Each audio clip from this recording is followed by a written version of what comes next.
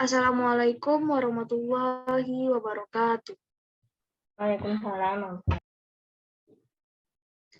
Baiklah, kami dari kelompok 2 akan mempresentasikan hasil diskusi kami tentang return dan resiko yang beranggotakan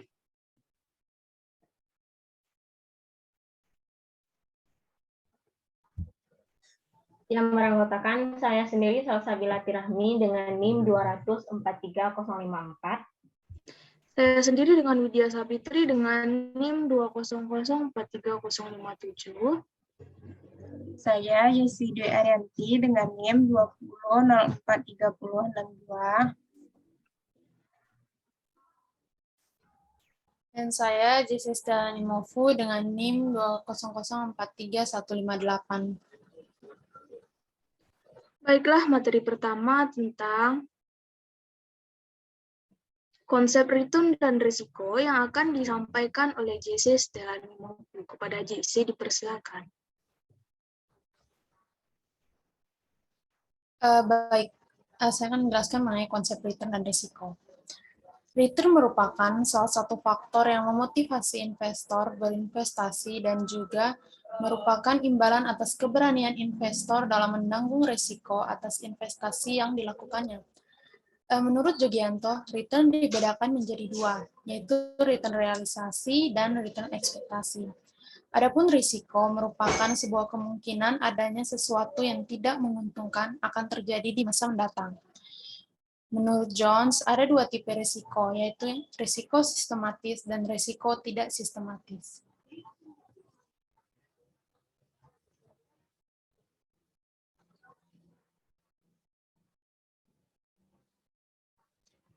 Return realisasi. Return realisasi adalah return yang telah terjadi. Return realisasi ini penting karena digunakan sebagai salah satu pengukur kinerja di perusahaan. Jadi return realisasi juga berguna sebagai dasar penentuan return ekspektasi dan risiko di masa mendatang. Return ekspektasi. Apa itu return ekspektasi? Return ekspektasi merupakan return yang digunakan untuk mengambil keputusan investasi. Jadi return ini penting dibandingkan dengan return historis. Karena return ekspektasi merupakan return yang diharapkan dari investasi yang dilakukan. Adapun secara sistematis, rumus total return satu investasi bisa ditulis dengan return total sama dengan yield atau imbal hasil ditambah dengan capital gain atau keuntungan modal.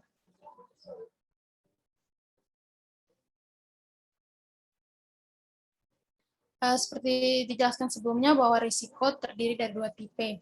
Yang pertama risiko sistematis dan risiko tidak sistematis. Risiko sistematis ini merupakan risiko yang berkaitan dengan perubahan yang terjadi di pasar secara keseluruhan. Adapun risiko yang tidak sistematis merupakan risiko yang tidak terkait dengan perubahan pasar secara keseluruhan. Jadi risiko ini di mana risiko perusahaan lebih terkait kepada perubahan kondisi mikroperusahaan pendidikas.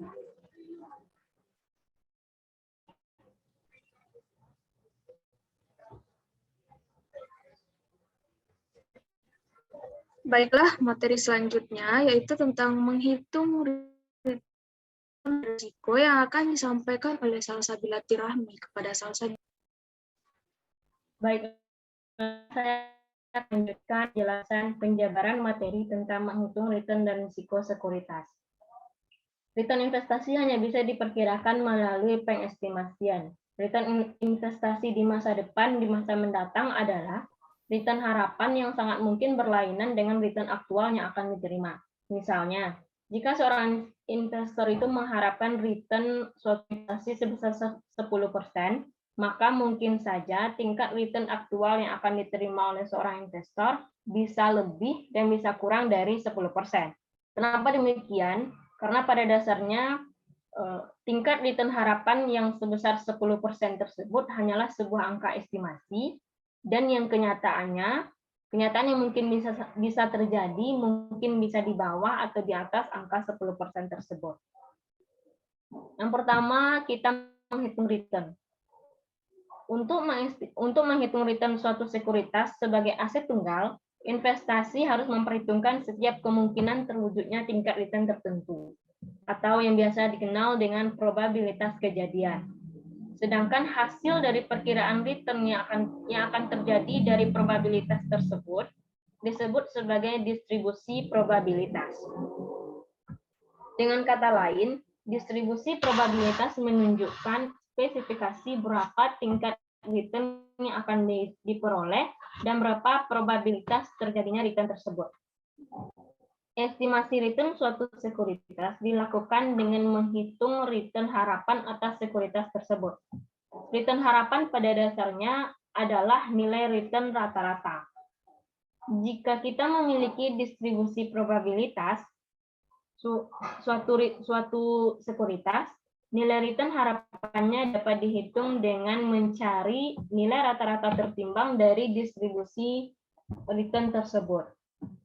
Dalam menghitung rata-rata tertimbang, bobotnya ditentukan atas dasar probabilitas masing-masing return yang terjadi. Secara matematis, rumus untuk menghitung return yang diharapkan dari suatu sekuritas dapat dilihat pada slide, yaitu return yang diharapkan dari suatu sekuritas sama dengan return ke I yang mungkin terjadi dikali dengan probabilitas kejadian return ke I sebanyak return yang mungkin terjadi. Jika kita masukkan ke dalam contoh, di sini ada sekuritas ABC memiliki skenario kondisi ekonomi seperti pada tabel berikut. Diketahui distribusi probabilitas return suatu sekuritas ABC, yaitu diketahui probabilitas dan return-nya. Yang mana probabilitas dan return ini yang akan digunakan untuk mencari return yang diharapkan dari suatu sekuritas. Kita masukkan ke dalam rumus, return harapan dari suatu sekuritas sama dengan probabilitas ekonomi kuat dikali dengan return ekonomi kuat, yaitu 0,30 dikali dengan 0,20 ditambah probabilitas ekonomi sedang dikali dengan return ekonomi sedang 0,40 dikali 0,15 ditambah probabilitas resesi dikali return resesi 0,30 dikali 0,10. Setelah kita kali dan kita tambah, maka didapat hasil dari return yang diharapkan dari suatu sekuritas sama dengan 0,15 atau 15%. Seperti itu cara atau rumus yang digunakan untuk menghitung return. Yang kedua, kita menghitung risiko.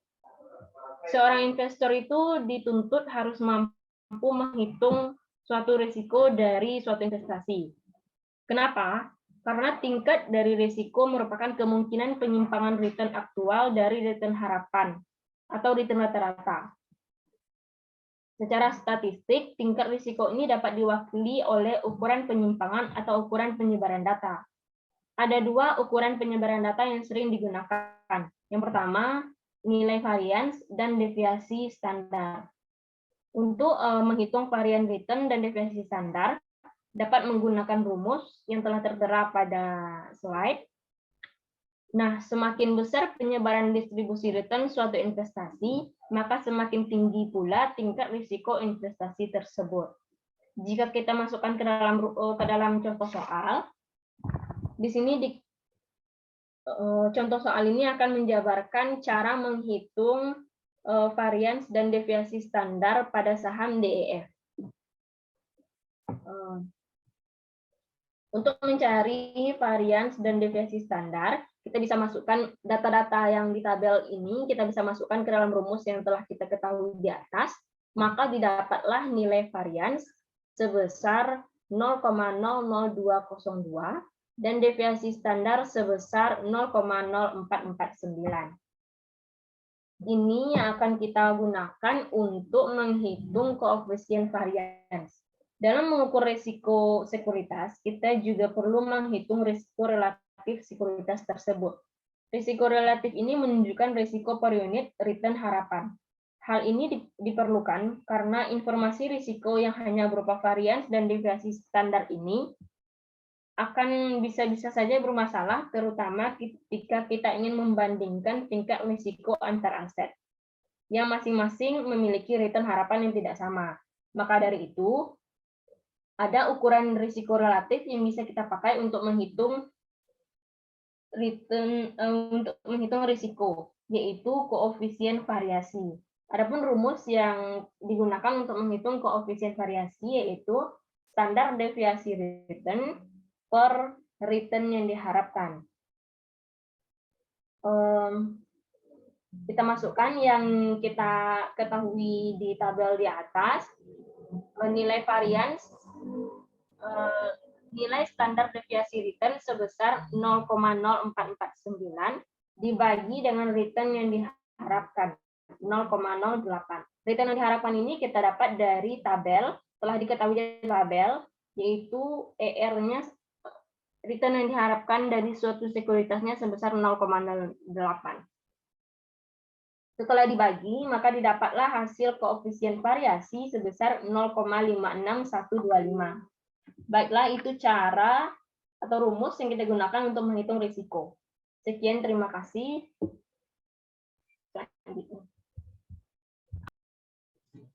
Baiklah, selanjutnya materi tentang diversifikasi yang akan dijelaskan oleh Yesi Dwi Arianti. Pada Yesi dipersilakan. Baiklah, saya akan mencoba untuk menjelaskan terkait diversifikasi. Nah, definisi dari diversifikasi itu sendiri adalah pembentukan portofolio melalui pemilihan kombinasi sejumlah aset tertentu sedemikian rupa, sehingga risiko tersebut dapat diminimalkan tanpa mengurangi besaran return yang diharapkan. Nah, ada dua prinsip diversifikasi yang umumnya digunakan. Yang pertama, diversifikasi random. Diversifikasi random ini terjadi ketika investor menginvestasikan dananya secara acak pada berbagai jenis saham atau aset yang berbeda. Atau investor memilih aset-aset yang akan dimasukkan ke dalam portofolio tanpa terlalu memperhatikan karakteristiknya, seperti return dan resiko atau industri yang akan dipilih. Jadi untuk yang kedua, prinsip diversifikasi yang kedua yaitu diversifikasi Markowitz.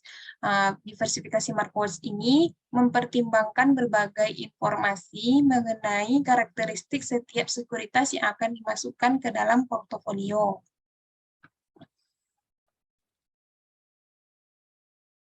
Nah, ada sebuah filosofi diversifikasi dari Markowitz yang berbunyi, janganlah menaruh semua telur ke dalam satu keranjang, karena jika keranjang tersebut jatuh, maka semua telur yang ada di dalamnya akan pecah. Filosofi diversifikasi tersebut, jika dibawakan ke dalam konteks investasi, jika dibawakan ke dalam konteks investasi, ajaran tersebut bisa diartikan sebagai janganlah kita menginvestasikan semua dana yang kita miliki hanya pada satu aset saja. Karena jika aset tersebut gagal, maka semua dana yang telah kita investasikan tersebut akan lenyap.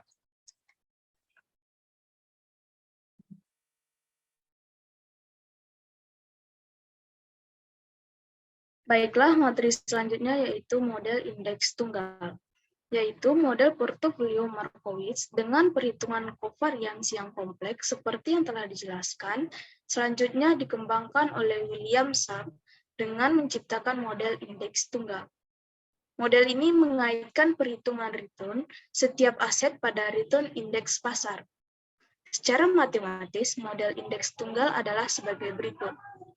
R sama dengan sigma I tambah beta I dikali Rm ditambah EI dengan keterangan RI sama dengan return sekuritas I, RM sama dengan return indeks pasar. Sigma I sama dengan bagian return sekuritas I yang tidak dipengaruhi kinerja pasar. Beta I sama dengan ukuran kepekaan return sekuritas I terhadap perubahan return pasar. EI sama dengan kesalahan residual.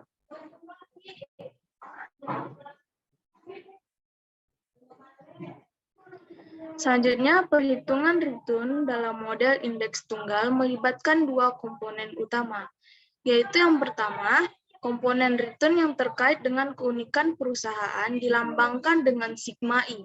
Yang kedua, komponen return yang terkait dengan pasar dilambangkan dengan beta atau risiko sistematis dapat dihitung dengan rumus beta I sama dengan sigma I M per sigma kuadrat kali M.